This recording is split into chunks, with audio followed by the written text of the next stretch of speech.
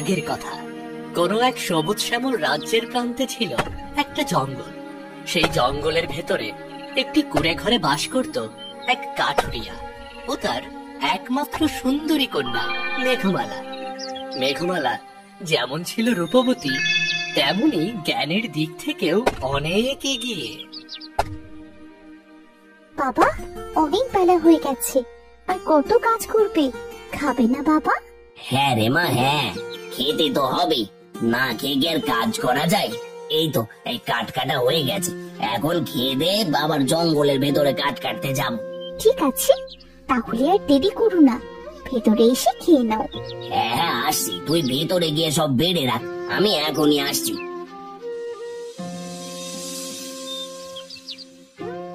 পাগল মেয়ে একটা, সব সময় বাবার খেয়াল রাখে, মেয়েটা না থাকলে আমার যে কি হতো।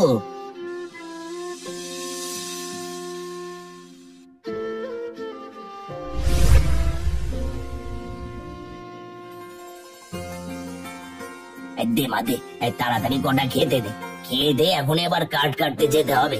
খেতে বসেও তো তাড়াহুড়ো করছো কেন? খাওয়াটা তো আস্তে ধীরেও খেতে পারো। আস্তে ধীরে গেলে চলবে না, দিন থাকতে আবার কাঠ কেটে ঘরে ফিরতে হবে, তা না হলে জঙ্গলের হিংস্র পশু রাতে একা পেলে কি আর আস্ত রাখবে? বুঝতে পেরেছি, প্রতিদিন ওই একই কথা। খাও তো এবার।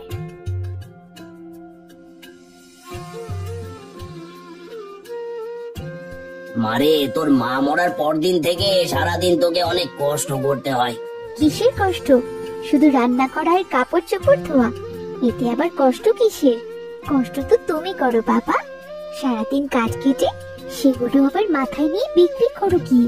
কিন্তু এগুলো তো মেয়েদের বাপের বাড়িতে থেকে কারোর কথা না, এগুলো শ্বশুর বাড়ি গিয়ে করতে হয়। এখন একটা ভালো ছেলে দেখে তোর বিয়ে দিতে পারলে তবে আমি একটু শান্তি পাই। আমাকে বিয়ে দিয়ে পরের বাড়ি পাঠালে তোমার কি হবে? তোমাকে কি দেখবে? আর ওইসব বিয়েটা আমি করব না। তাই বললে কি হয়? মেয়েদের তো শ্বশুর বাড়ি যেতেই হবে। খবরদার বাবা, আমার বিয়ের কথা একদম বলবে না, আমি বিয়ে করব না। আমি তোমাকে ছাড়া থাকতে পারবো না বাবা। ঠিক আছে ঠিক আছে, আর বলবো না, আমার খাওয়া হয়ে গেছে, এবার আমি তাহলে আসি। ঠিক আছে যাও, কিন্তু দিন থাকতেই ফিরে এসো। হ্যাঁ হ্যাঁ, দিন থাকতেই ফিরে আসবো।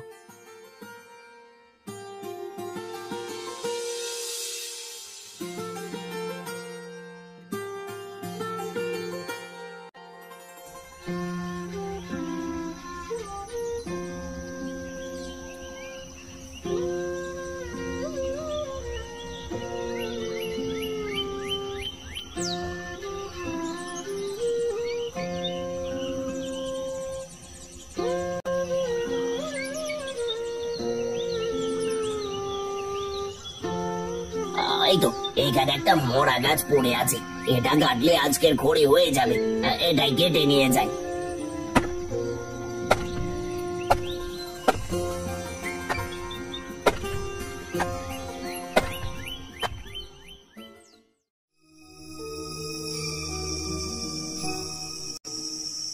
আজ কাঠ কাটতে কাটতে কখন যে বেলা ডুবে গেছে বুঝতেই পারিনি।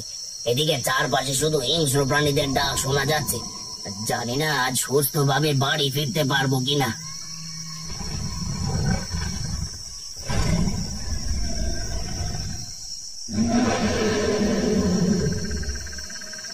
ওরে বাবা, এ তো বাঘ।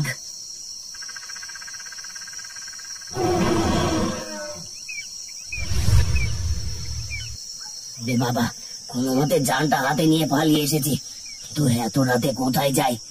এখন তো এই জঙ্গলে কোনো রাস্তাও চেনা যাবে না, তাহলে বাড়ি যাব কিভাবে? ওদিকে বাড়িতে মেয়েটা একা রয়েছে, না জানি মেয়েটা কত চিন্তা করছে। ওই তো ওই তো, ওখানে আলো দেখা যাচ্ছে, তার মানে ওখানে মানুষ আছে, আলোটা বেশি দূরে নয়, ওখানে গেলে কাউকে না কাউকে পেয়ে যাব। আর যাই যাই, ওখানে যাই, তাহলে রাতটা নিশ্চিন্তে কাটাতে পারবো।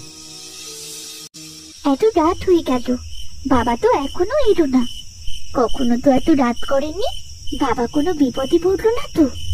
বাবার কিছু হলে একাই জঙ্গলে কিভাবে থাকবো? হে আল্লাহ! এ তো দেখছি রাজপ্রাসাদ, তার মানে এই রাজপ্রাসাদ থেকে আলো দেখা গেছে। যাই হোক, বাঁচতে হলে ভিতরে যেতেই হবে। এই যে শুনছেন, কেউ কি আছেন? এই দরজাটা একটু খুলুন, খুব বিপদে পড়েছি, দরজাটা খুলুন, কেউ কি আছেন? কাউকে তো দেখতে পাচ্ছি না, তার মানে দরজাটা খোলাই ছিল। আর যাই, আগে ভেতরে যাই, ভিতরে যেহেতু আলো জ্বলছে তার মানে ভেতরে কেউ না কেউ তো আছে।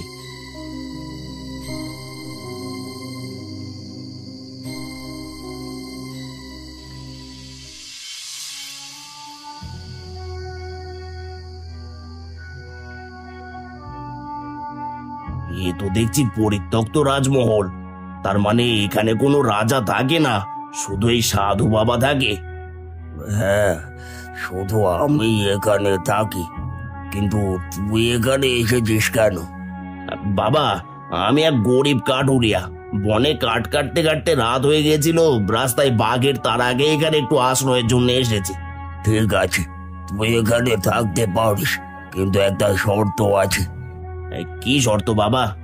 কাল বাড়িতে গিয়ে প্রথমে যা দেখবি সেটা আমাকে দিয়ে যাবি, মনে রাখবি সেটা আমার। আমার বাড়িতে গিয়ে আর কি দেখবো?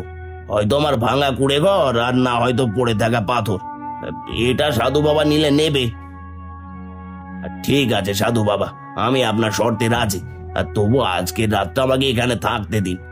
ঠিক আছে, ভেতরে চল, তোর থাকা খাওয়ার ব্যবস্থা করছি।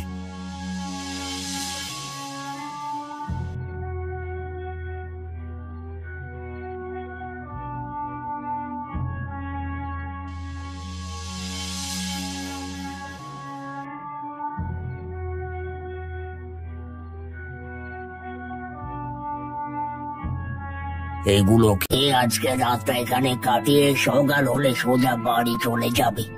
কাল বাড়িতে গিয়ে প্রথমে যা দেখবি সেটাই আমাকে দিয়ে যাবে, তা না হলে সেই জিনিস অভিশপ্ত হয়ে যাবে। ঠিক আছে সাধু বাবা।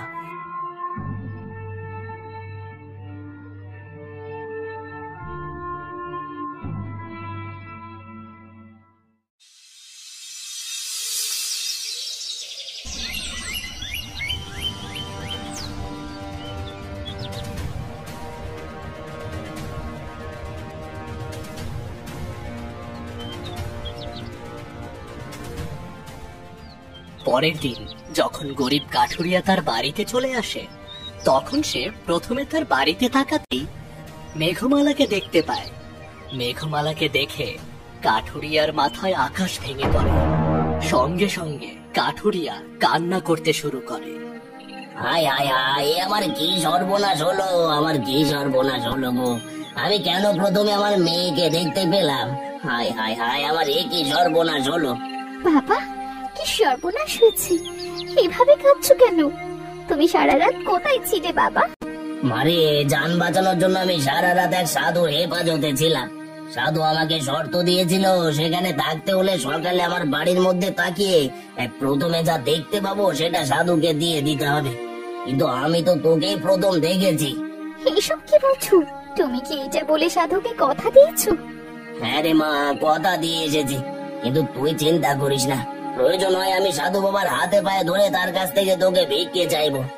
না বাবা, তুমি যখন কথা দিয়েছো আমাকে তো যেতেই হবে। চলো, এক্ষুনি ওই সাধুর কাছে চলো। কিন্তু মা। কোনো কিন্তু নয়, তুমি আমাকে হারানোর ভয় করছো, এই তো।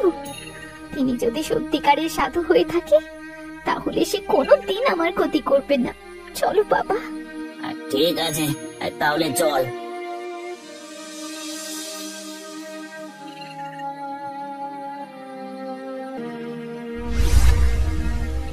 এসেছিস তাহলে? হ্যাঁ এসেছি সাধু বাবা, কিন্তু আমি আপনার কাছে ক্ষমা চাই। আপনি বলেছিলেন আমার বাড়িতে গিয়ে প্রথমে চোখের সামনে যা দেখতে পাবো সেটা আপনাকে দিয়ে দিতে হবে, কিন্তু আমি প্রথমে আমার মেয়েকে দেখতে পেয়েছি, আর আমার একমাত্র মেয়েকে আমি দিতে চাই না। আপনি আমায় ক্ষমা করুন। তা বললে তো হবে না, তুই আমাকে কথা দিয়েছিস, এখন যদি কথা না রাখিস তাহলে তোর বড় ক্ষতি হয়ে যাবে। তুই তোর মেয়েকে একেবারে চিরতরের জন্য হারিয়ে ফেলবি। না সাধু বাবা, না। আমার বাবা যখন আপনাকে কথা দিয়েছে তাই আমি তার কথা রাখবো। বলুন, আমাকে কি করতে হবে? তুমি অপরূপ সুন্দরী, তোমার রূপের তুলনা হয় না। তোমাকে যদি কোনো রাজকুমার দেখে তাহলে সেটা রাজ্যের বিনিময় হলেও তোমাকে পাওয়ার চেষ্টা করবে। এবার তোমার রূপের সাথে তোমার বুদ্ধির পরীক্ষা দিতে হবে। তুমি যদি আমার প্রশ্নের সঠিক উত্তর দিতে পারো তাহলে আমি তোমাকে মুক্ত করে দেব, আর যদি না পারো তাহলে তোমাকে সারা জীবন আমার সেবিকা হয়ে থাকতে হবে। না সাধু বাবা, আপনি আমার ছোট্ট মেয়েটাকে এমন কঠিন প্রশ্নের সম্মুখীন করবেন না। আপনি ওকে ক্ষমা করে দিন, আমাদেরকে যেতে দিন। না, আপনি প্রশ্ন করুন, আমি আপনার প্রশ্নের উত্তর দিতে প্রস্তুত। আমার প্রথম প্রশ্ন, এই বিশাল পৃথিবীতে সবচেয়ে মূল্যবান জিনিস কি? সময়। সময় হলো সবচেয়ে বেশি মূল্যবান, যা একবার চলে গেলে আর ফিরে আসে না। বাহ, তোমার উত্তরটি সঠিক হয়েছে। এবার দ্বিতীয় প্রশ্ন, সবচাইতে শক্তিশালী কোন জিনিস? ভালোবাসা, কারণ ভালোবাসা ঘৃণা আর বিদ্বেষকে জয় করতে পারে। বাবা বাবা, অতি উত্তম। এবার শেষ প্রশ্ন, কোন জিনিস মানুষকে সুখ ও তৃপ্তি দেয়? অন্যের মুখে হাসি ফোটানো, কারণ অন্যের মুখে হাসি ফুটিয়ে যে সুখ আর তৃপ্তি পাওয়া যায় তার কিছুতেই পাওয়া যায় না।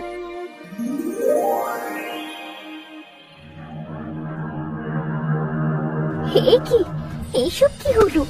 তার মানে আপনি সাধু বাবা নন? না, আমি কোনো সাধু বাবা না, আমি এই রাজ্যের রাজকুমার। এতদিন এক জাদুকরের জাদু শক্তির কারণে সাধু হয়েছিলাম, আর আমার রাজ্যের প্রজারা সহ অদৃশ্য হয়েছিল। তোমার 3টি সঠিক উত্তরের কারণে আমরা সেই জাদু শক্তি থেকে মুক্তি পেয়েছি। আমার রাজ্যের ওপর থেকে সকল খারাপ শক্তি বিলীন হয়ে গেছে। তুমি প্রমাণ করে দিয়েছো তুমি শুধু অপরূপ সুন্দরী না, তার সাথে অধিক জ্ঞানী। তুমি চাইলে আমার রানী হয়ে থাকতে পারো। না রাজকুমার, আপনি হলেন এই রাজ্যের রাজকুমার, আর আমার মেয়ে হলো সামান্য কাঠুরিয়ার মেয়ে। আপনার সাথে আমাদের কি যায়? একে বলছেন আপনি? আপনার মেয়ের মধ্যে যে গুণ আছে তা হয়তো অনেক রাজকুমারীর মধ্যেও নেই। আর আমার কাছে কোনো ধনী গরিবের ভেদাভেদ নেই। তাছাড়া আপনার মেয়ের জন্যই আমরা মুক্ত হতে পেরেছি। তাই আমি চাই আপনার মেয়ে এই রাজ্যের রানী হয়ে থাকুক। তখন কাঠুরিয়া আর রাজকুমারকে না বলতে পারে না। এরপর রাজকুমার মেঘমালাকে তার রানী বানিয়ে সুখে শান্তিতে বসবাস শুরু করে।